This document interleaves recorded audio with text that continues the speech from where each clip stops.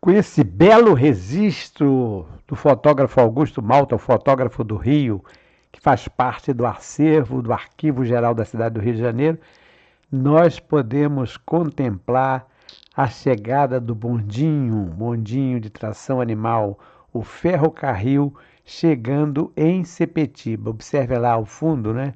Sepetiba.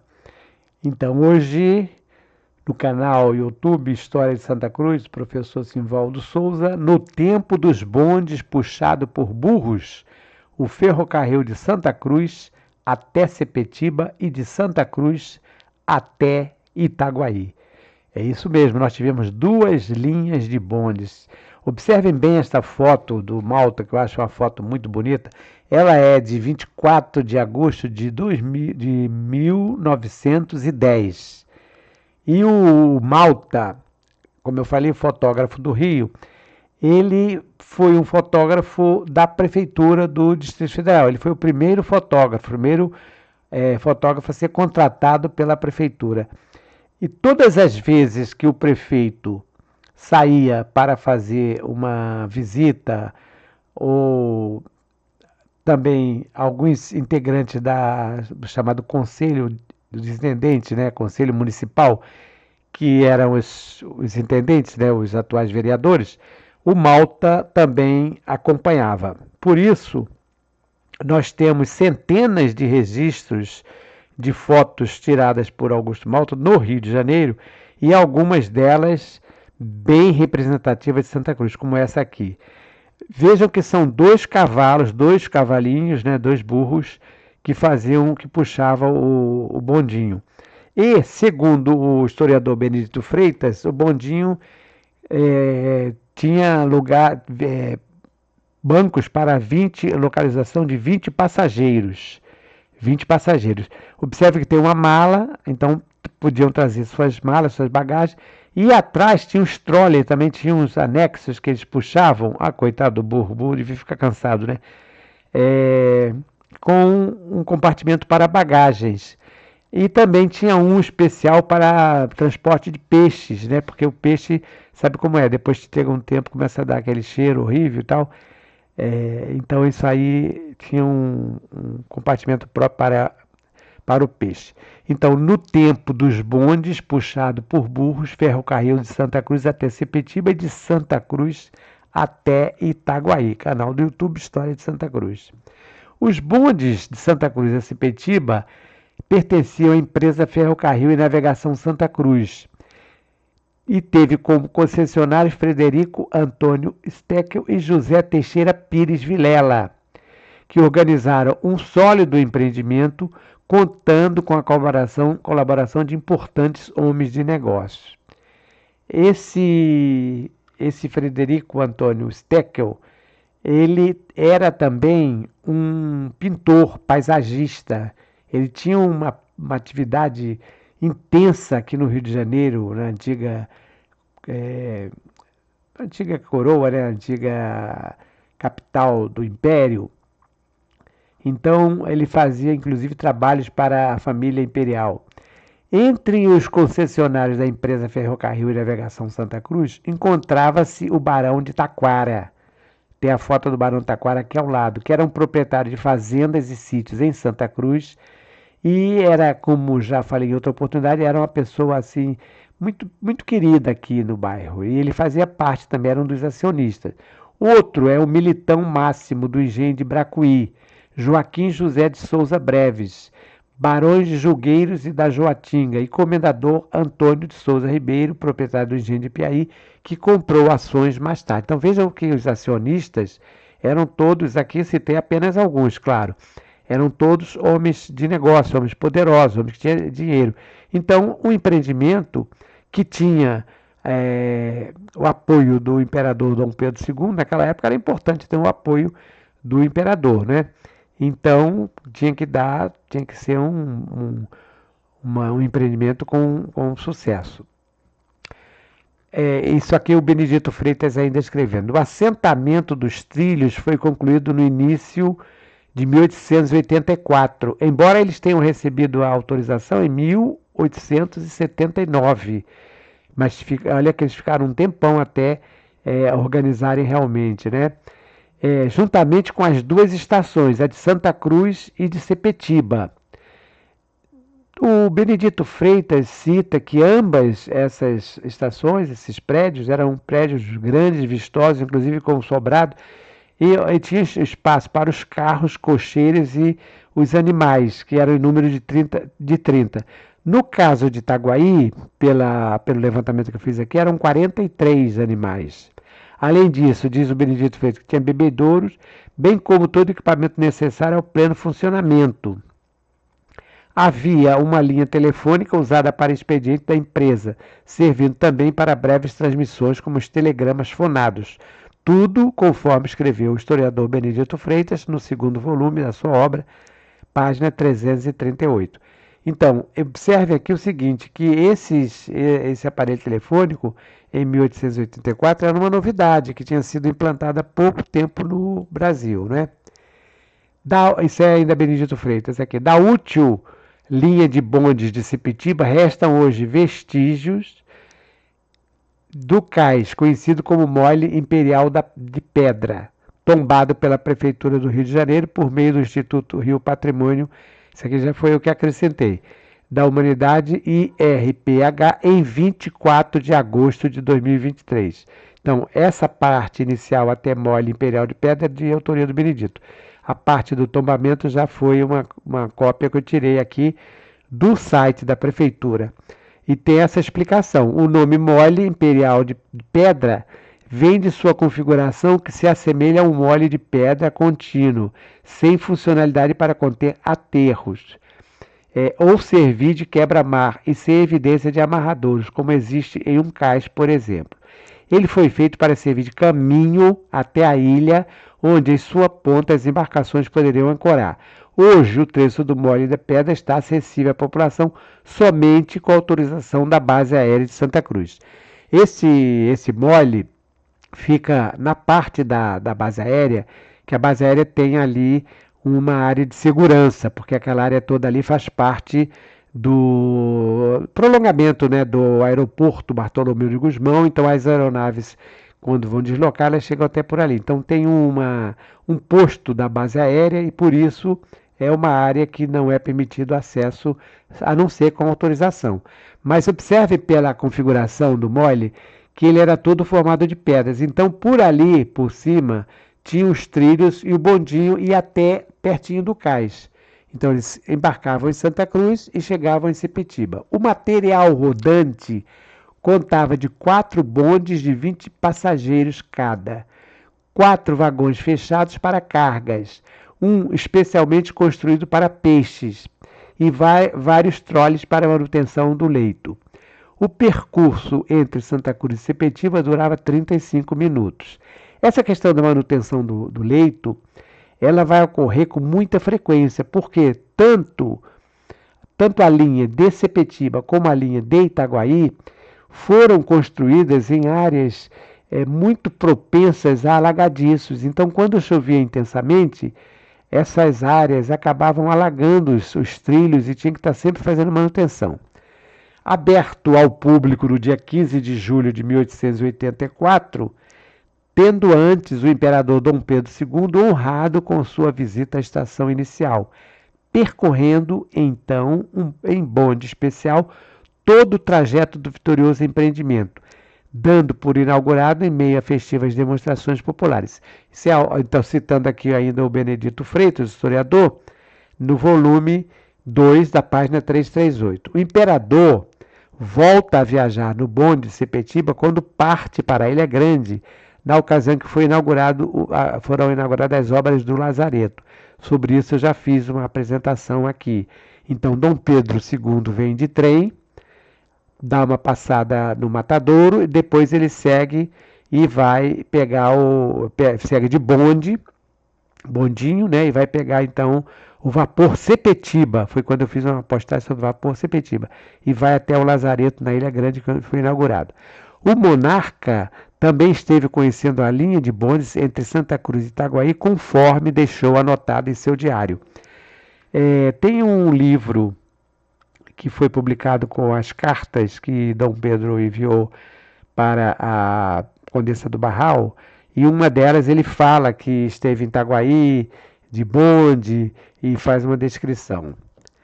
Em correspondência com os trens chegados da cidade, os bondes saíam da estação da então Rua do Comércio, passavam ao lado do Matadouro, Largo do Bodegão, seguiam pela atual Avenida Areia Branca até o seu final na Estrada de Sepetiba, dirigindo-se ao Mole de Pedra até chegar ao cais. Não há uma citação de que existia uma estação nem no Largo do Bodegão, nem na Areia Branca, mas é presumível que havia uma parada tanto no Largo do Bodegão como na Areia Branca, porque eram dois locais, o Largo do Bodegão porque era a entrada principal do Matadouro. Então alguns passageiros possivelmente iam desembarcar no Matadouro e outros pela Areia Branca, até pela importância da igreja de São Benedito. Eu coloquei uma foto que eu tirei aqui do Hotel Ramalho, essa foto aqui abaixo à esquerda, que fica na esquina da Rua Senador Camará com a Rua Porangaba, que é aquela ruazinha que o pessoal atualmente chama de feirinha, onde tem a feirinha. Ali, exatamente onde fica a feirinha, é que ficava localizada essa estação, a estação de bondes que seguia tanto para Itaguaí como para Sepetiba. Aqui tem uma reprodução do Óleo sobre Terra da Unil Aquino, mostrando também o Largo do Bodegão, que era o trajeto desse bondinho. E aqui em frente à escola técnica, exatamente no Largo do Bodegão, que ele deveria parar, acredito, bem aqui em frente a esse portão, para que os passageiros que fossem desembarcar no Matadouro, então pudessem saltar ali. Alguns trechos das linhas de bondes, tanto para Sepetiba, principalmente para Itaguaí, foram construídos em áreas sujeitas a frequentes alagamentos em períodos de intensas chuvas, obrigando as empresas concessionárias a executarem serviços de aterramento, limpeza dos rios, canais e valas e também nas pontes e passarelas.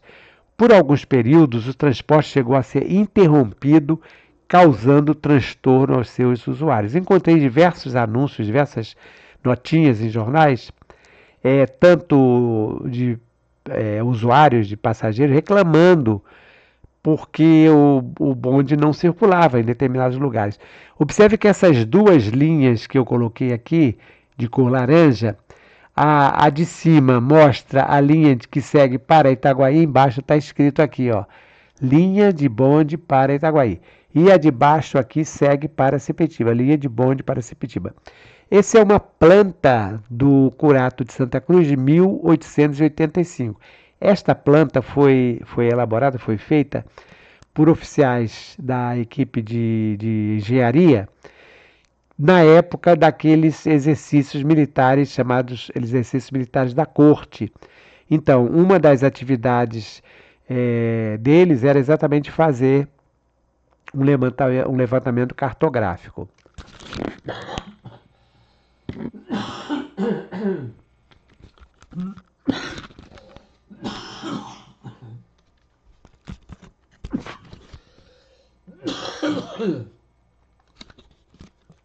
A tosse baixou hoje.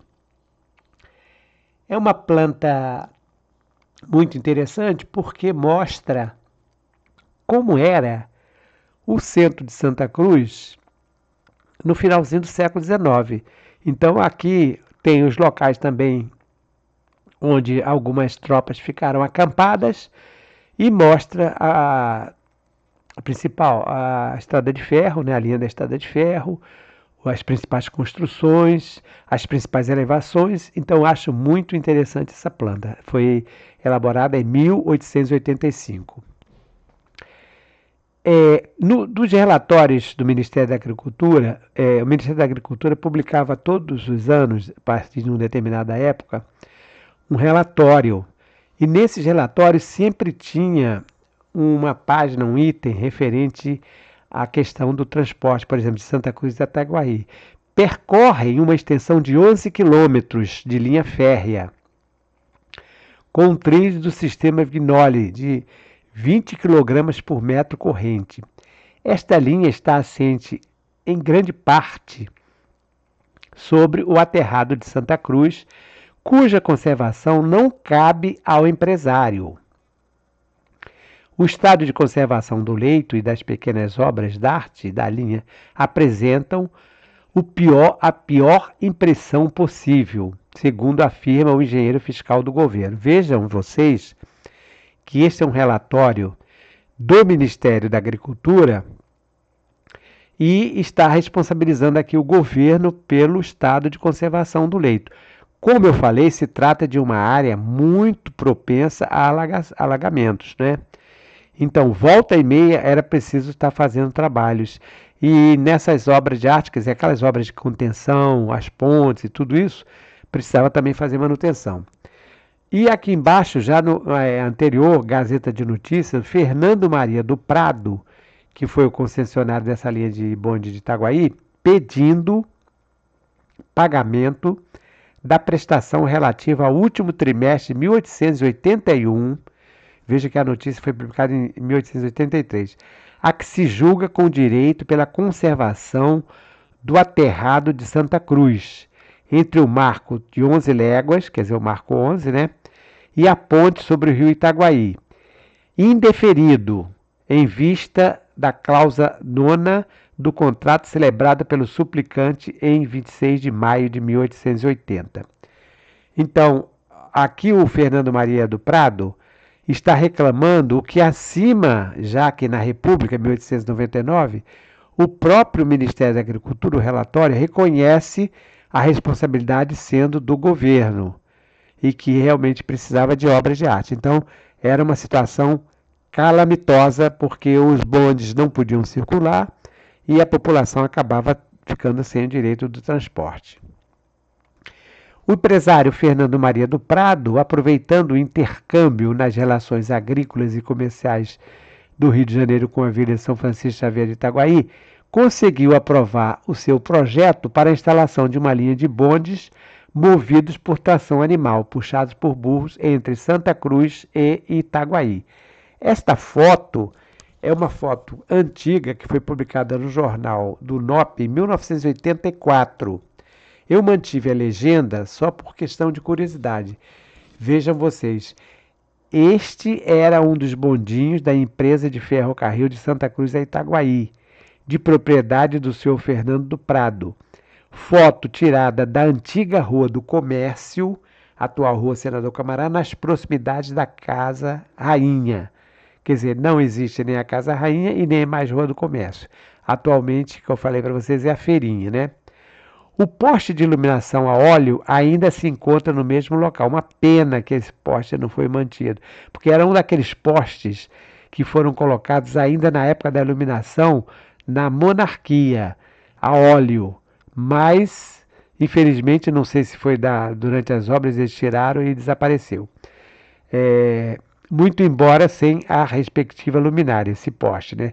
Fotografia da coleção Arnaud Pires das Chagas, que foi doada ao NOP em agosto de 1984 pela família Alves Chagas. Os bondes de Itaguaí. Por decreto número 7.272, de 10 de maio de 1879, concedeu-se a Fernando Maria do Prado autorização para, por si ou por uma empresa, construir, usar e gozar, por tempo de 20 anos, contados da data em que for aberta ao tráfego, uma linha de carris de ferro de bitola estreita e tração animada, para transportar passageiros, cargas e bagagens, desde o ponto terminal do ramal da Estrada de Ferro Dom Pedro II, em Santa Cruz, até a Vila de Itaguaí. Foi uma nota que eu tirei do jornal Monitor Campista, um jornal que circulava lá em Campos, né? De 19 e 20 de maio de 1879. Mas, como vocês viram, ele só vai começar a trabalhar bem depois, né? Tem aqui um desenho feito pelo Arnaud Chagas, né? Que também foi publicado no jornal do NOP, Ferrocarril. E a capa da revista Brasil Ferrocarril. Aqui já é uma nota do jornal O País, de 1905, que foi exatamente o ano que morreu o Fernando Prado. Os bondes de Itaguaí. Em 1870, aqui não é 70, 79, né? O governo do Império concedeu à municipalidade da antiga corte privilégio por 30 anos, veja que já está falando em 30, aqui está falando em 20 o decreto, né? Para construção e exploração de uma linha de carris ligando Santa Cruz ao município neutro, Santa Cruz no município neutro, a Itaguaí, na província do Rio de Janeiro. Aquela traspassou a concessão e Fernando Maria do Prado, terminados os 30 anos do contrato em 1900, o governo federal, aí já estamos falando da República, entrou na posse do acervo da empresa que devia reverter ao Estado e chamou concorrentes para respectivo arrendamento por mais 10 anos. A municipalidade, porém, opôs-se a isso por intermédio do cessionário, propondo uma ação contra a União por se julgar com direito à linha. Esta ação julgada procedente pelo juiz federal que mandou que a União indenize os autores do valor do material foi confirmada ontem pelo Supremo Tribunal Federal. É uma nota de 18 de junho de 1905, quando eles querem reverter uma situação que já tinha sido definida pela Justiça. Este quadro, dá uma ideia, é apenas um quadro de 1883, mas todos os anos havia um relatório, esse relatório era publicado, inclusive quando eu fiz pesquisas presenciais lá na Biblioteca Nacional, eu estive com um desses exemplares desse relatório na mão. Era um livrinho com todas as informações. Carril de ferro de Santa Cruz e Itaguaí, quadros gerais relativos ao ano de 1883. Aqui tem a extensão da linha. Então essa linha de Itaguaí eram 10.900 metros, ou seja, quase 11 quilômetros, né? Aí abaixo aqui tem o número de viagens. Eu estou começando a ler da coluna da esquerda. De manhã, 1.560 viagens, isso durante o ano de 1883. E à tarde, 1.480 viagens. Aí tem a receita da linha, tem aqui a bitola da linha, 82 centímetros, né? As viagens concedidas grátis do governo, 51 viagens durante o ano, da empresa 122 e contribuintes 5.979 na parte da manhã e 6.152 na parte da tarde. Em termos de bagagem, nós temos aqui 54 toneladas e 10 mil quilos, né? 10 quilos. Encomendas. E mercadorias, 851 quilos, 905, isso de manhã e à tarde. Aí temos aqui o número de carros. Esse de Itaguaí, de passageiro eram 2 carros, de cargas eram 5 carros, e de animais eram 42, vejam que lá o Benedito Freitas e Falecipitiba eram 30. Estações, uma, que eu acredito que eles estavam contando apenas a estação de Itaguaí. E pessoal de serviço de conservação, 5 pessoas e mais de tráfego 16 e nas oficinas 2. Então, para vocês terem uma ideia geral a respeito do quadro, né, de 1883. Aí daqui tem a receita da linha. Da linha 14.913, 14 contos, 913.040 réis. Receita de correio, 1 milhão de réis. Total, 15 contos, 913,40 réis. Aí temos aqui direção da administração, material, linha, diverso, total, o líquido de 3 contos, 752.960 réis. Esse é um quadro de 1883. Quando vai chegando mais para frente, isso vai mudando de situação. Inclusive vai apresentar déficit. Por isso que eles vão pedir para encerrar. Veja aqui os preços e horários das viagens de Santa Cruz até Itaguaí. A de Sepetiba mudava um pouco, porque inclusive a Sepetiba chegava a ter viagem de madrugada. Mas aqui de Itaguaí, a partir de 9h15, chegava às 10h05. ou seja, menos de 1 hora de viagem, né? Chegada do 2h30 a partir das 2 horas. Preço das passagens. Primeira classe, R$ 1.500. Segunda classe, R$ 500. Ida e volta, R$ 1.000. Passando pelo itinerário Largo da Estação, Rua do Comércio, que no caso é a Senador Camará, Rua 7 de Setembro, que no caso é a Rua do Império, Rua da Verdade e Estrada Geral até Itaguaí. Acredito que ele seguia ali pela Rua do Império. Quando chegava ali perto do Morro da Conceição, ali na Rua da Verdade, entrava ali à direita e ia sair lá na Terrado da Itaguaí, que era a Estrada Geral de Itaguaí, que o pessoal também chamava de Caminho do Aterrado de Itaguaí. Então esse é os preços e horário de Itaguaí. Esse relatório foi o relatório que eu encontrei lá na Biblioteca Nacional na época que eu estava pesquisando sobre esse tema. Inclusive, além da Biblioteca Nacional, encontrei muito material, diversos códices no Arquivo Geral da cidade. Eu já falei, códices são aquelas pastas, né, onde tem vários documentos. Então vejam aqui, Empresa Ferrocarril e Navegação Santa Cruz, primeiro relatório de sua administração. Parecer do Conselho Fiscal, apresentado à Assembleia Geral dos Acionistas em 1885. Então isso aqui é uma publicação, reprodução da Biblioteca Nacional. Por decreto 8.711, de 17 de outubro de 1882, concedeu-se privilégio a Frederico Antônio Steckel e outro para uma linha de carris de ferro entre Santa Cruz e o porto de Sepetiba. Então esse aqui é 1882, esse Sepetiba. 23 de outubro de 1882.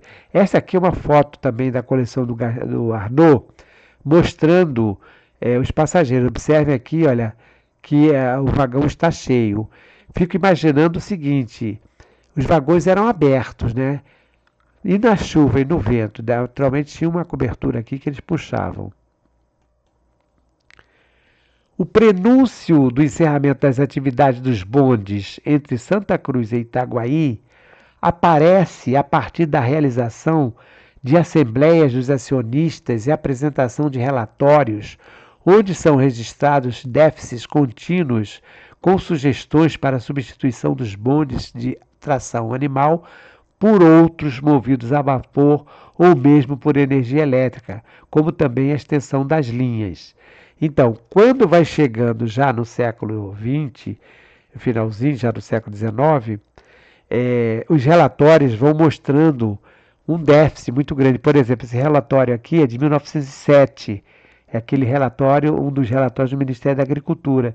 Observe aqui abaixo no movimento financeiro, tem a receita, tem a despesa, já aparece um déficit aqui de 8 contos, 334.650 réis. Então, era uma situação que vinha confirmado o que tem aqui em cima. O insignificante movimento de passageiros e cargas nesta estrada não compensa os sacrifícios e sua conservação reclama, por esse motivo, andam em precário os seus negócios. Então, essa era a situação tanto da carris de ferro de Santa Cruz para Itaguaí, como de Sepetiba. O de Sepetiba ainda vai durar até 1910. E o de Itaguaí, depois então vai ser construído o ramal ferroviário de Itaguaí, mais ou menos na mesma época, e aí a linha de bonde ela é eliminada.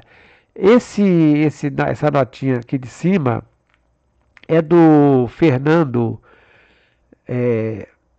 constatando, né, a fiscalização, constatando por ordem do governo, pedimos ao digno engenheiro tão somente justiça, pois que semelhante linha de bonde se acha em estado deplorável, sem a estação em Santa Cruz, o material rodante em péssimas condições, muita confiança depositamos no encarregado do governo que veio examinar e fiscalizar esta desventurada linha. Esperamos que a Câmara Municipal não deixe de pugnar pelos seus direitos garantidos pela lei da concessão. Isso aqui é uma nota do povo de Itaguaí, reclamando, porque, afinal de contas, a linha partia do município da Corte, do município do Rio de Janeiro. Isso é uma nota de 1886. Então, depois a população mesmo de Itaguaí vai fazer pressão para acabar com a linha. Então, essas duas linhas tiveram um período de muito sucesso, principalmente entre 1880 até 1890, mas depois começa a cair em declínio, porque, como vocês viram aqui, devido até um número de passageiros. Então vai entrar em déficit, claro que não vai ter ninguém que sustente uma empresa dessa. Então, aqui no nosso canal do YouTube, da história de Santa Cruz, no tempo dos bondes puxado por burros, ferrocarril Santa Cruz até Sepetiba, de Santa Cruz até Itaguaí. Nesta sexta-feira, sextou, como diz a garotada, né? 9 de maio de 2025, falando um pouquinho sobre essa época que precisavam, os passageiros, os moradores de Santa Cruz, precisavam viajar de bondinhos. Pitorescamente, assim, olhando por fotografia, uma coisa bonita, mas imagine vocês viajar todos os dias de um lado para outro num bonde desse. Não devia ser uma coisa muito confortável. Então, às vezes, as pessoas reclamam do BRT, do trem, dos metrôs, mas realmente o transporte antigamente, para ver em fotografia, é uma coisa bonita. Mas será que era tão agradável assim? E observe também o seguinte: os passageiros aqui estão de paletó, gravata, chapéu, as senhoras atrás bem vestidas. Não sei se era um dia de festa, talvez sim ou talvez não, porque também tinha muitos, isso que eu deveria comentar também, é o seguinte: tinha muitos bondes em dias de festas, principalmente as festas religiosas, então as linhas colocavam horários extras, por exemplo, festa de São Pedro, ou mesmo as festas que tinham lá para Angra dos Reis, Itacuruçá. Então, como saía também o navio aqui, o vapor Sepetiba, então tinha linhas especiais. E tudo isso mais ou menos dentro do horário dos trens. Assim que chegavam os trens, partiam os bondes. Então, não era uma coisa que as pessoas ficavam esperando. Então, encerramos aqui esta apresentação, mandando para você um grande abraço e desejando um excelente final de semana. Até uma próxima oportunidade.